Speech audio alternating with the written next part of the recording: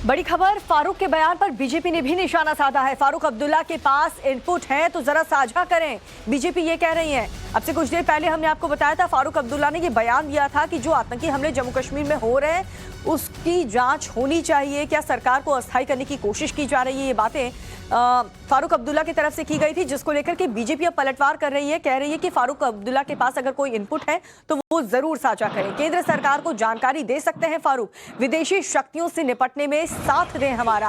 हमलों के पीछे कौन है इसकी जांच जरूर होनी चाहिए। इसके पीछे क्या कोई एजेंसी तो नहीं है? फारूक अब्दुल्ला ने यह बयान दिया था। फारूक ने कश्मीर में हमलों पर शक जताया था, जिसको लेकर के अब भारतीय जनता पार्टी फारूक अब्दुल्ला पर निशाने साधते हुए कह रही है फारूक अब्दुल्ला के पास अगर कोई इनपुट है तो जरा वो साझा करें।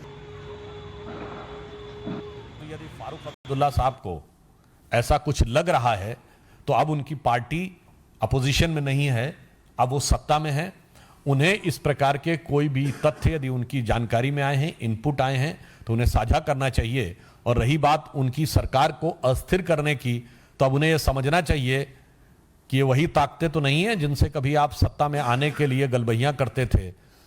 परोक्ष रूप से आज उन्हीं ताकतों का आपको सामना करना पड़ रहा हो।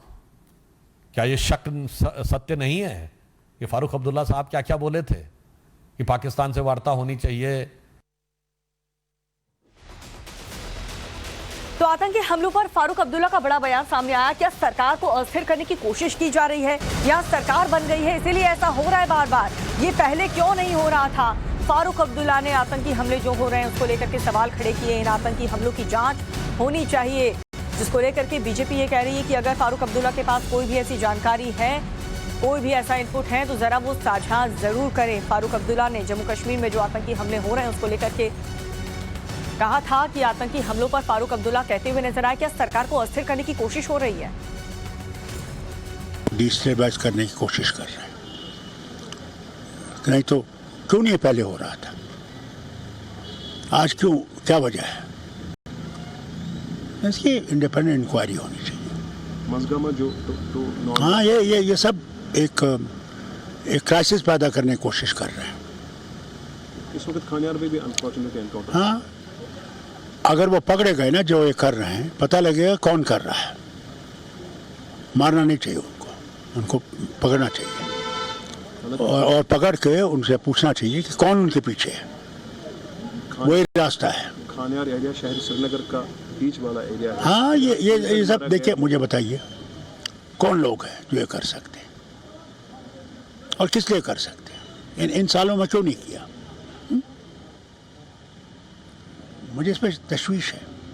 सब किस तरह का असर इससे पड़ सकता है? कोई असर नहीं पड़ेगा, परवाह मत कीजिए। ये इन चीज़ों से कामयाब नहीं होंगे। हम इसे निपट लेंगे इंशाल्लाह। लोग इसके साथ नहीं हैं। शायद फिर हम हर बार ये नहीं कह सकते कि पाकिस्तान कर रहे हैं। नहीं, सवाल ही नहीं।